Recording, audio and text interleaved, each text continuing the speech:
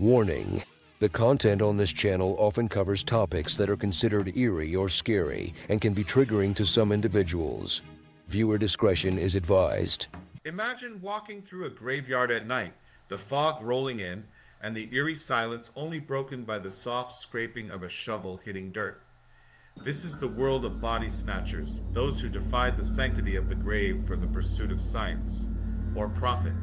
Tonight, we delve into the dark and gory history of body snatching, a tale of twisted ethics, desperation, and a medical revolution shrouded in grave robbery. Body snatching wasn't just a crime. It was a symptom of society's struggle with the progress of medical science and the taboos that governed the dead. But why did body snatchers flourish in this era? To find out, we have to look at the desperate need for cadavers, the strict societal rules, and the rise of the medical profession. In the 18th and 19th centuries, the need for bodies for dissection grew as medical schools expanded. Cadavers were in high demand, and medical students needed hands-on experience to learn about the human body. But where could they get these bodies? The law only allowed executed criminals to be dissected, creating a massive shortage. This shortage pushed medical schools into a moral gray area. They began turning a blind eye to where their cadavers came from, and an underground market for fresh bodies developed. Medical students themselves were often complicit, secretly procuring bodies to continue their studies. Some even hired body snatchers, known as resurrectionists, to get the job done. Strict laws restricted the use of bodies for dissection. Only the bodies of executed criminals could be used, and as public executions became less frequent, the supply dwindled even further. Notable laws like the British Murder Act of 1752 were intended to deter crime by making execution more frightening, but they also inadvertently limited the number of cadavers available to the medical community. This scarcity put pressure on medical schools, leading some of the most reputable institutions to justify the use of bodies from less than reputable sources. The need to advance medical knowledge seemed to outweigh ethical concerns.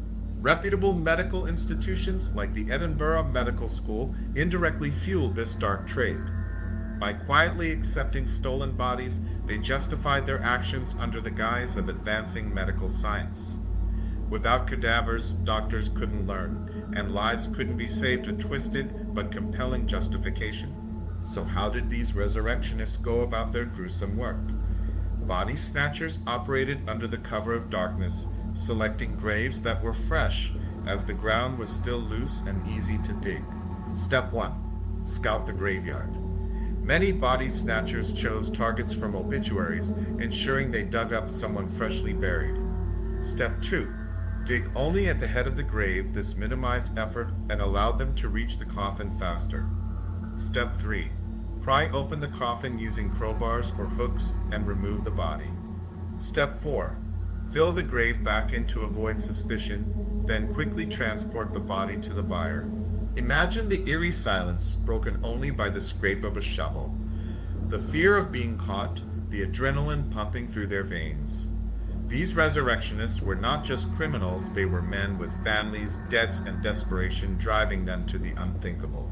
The tools were simple but effective: shovels, crowbars, and hooks. Each one modified to make the job faster and quieter as silent efficiency.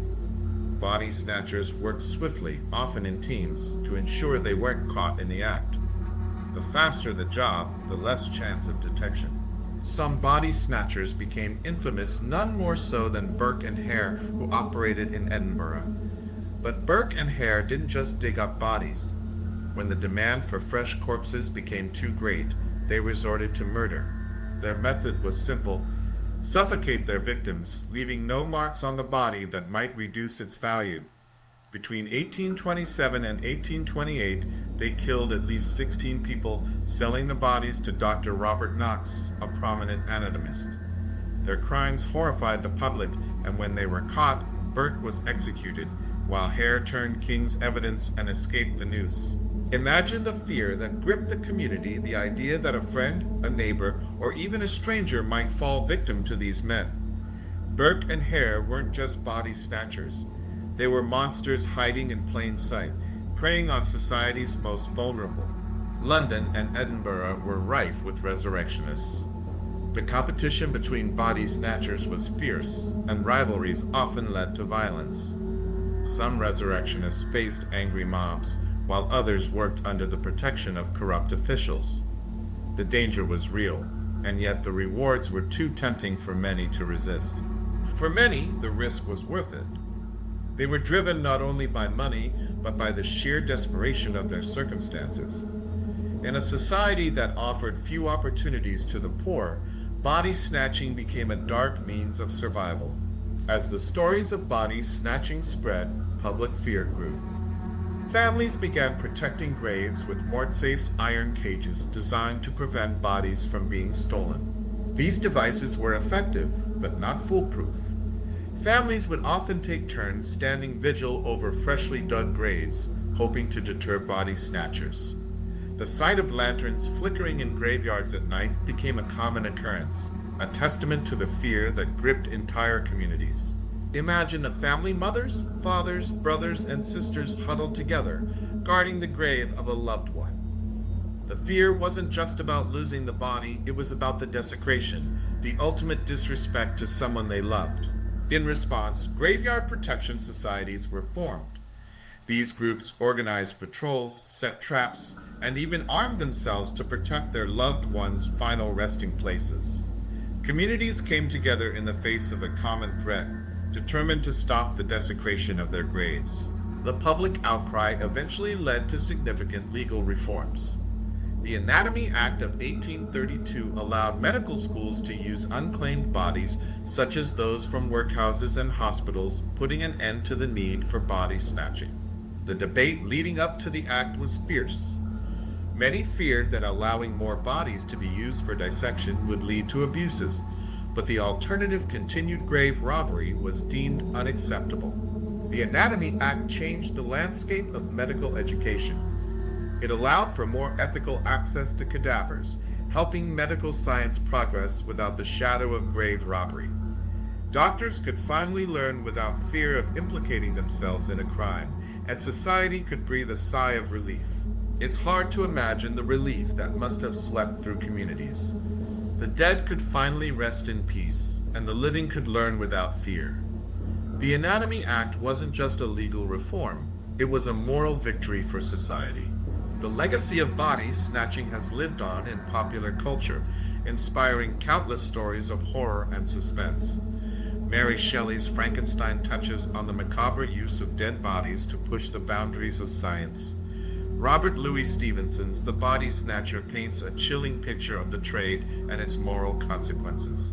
From literature to film, the image of the body snatcher has become a staple of the horror genre, symbolizing the uneasy relationship between science and death. The fear of having one's grave disturbed is a primal one, and it's no wonder that body snatching has become a recurring theme in Gothic fiction. The imagery of graves, dark alleys, and the undead all have their roots in the era of the Resurrectionists. Body snatching was a dark chapter in the history of medicine, a necessary evil, some might argue, that propelled medical science forward. It was a practice born out of desperation, ethical dilemmas, and the relentless pursuit of knowledge. But at what cost? Would medical advancements have come as far as they have today without the sacrifices, both willing and unwilling, of the past? It's a question worth pondering. Were these resurrectionists heroes of progress or villains of desperation? If you found this journey into the dark past of medical history intriguing, make sure to like this video and subscribe for more dark tales. And tell me, do you have any local legends or stories about grave robbing or haunted cemeteries? How far would you go for knowledge? Drop your thoughts in the comments below. Remember, once you enter the dark, you may never be the same.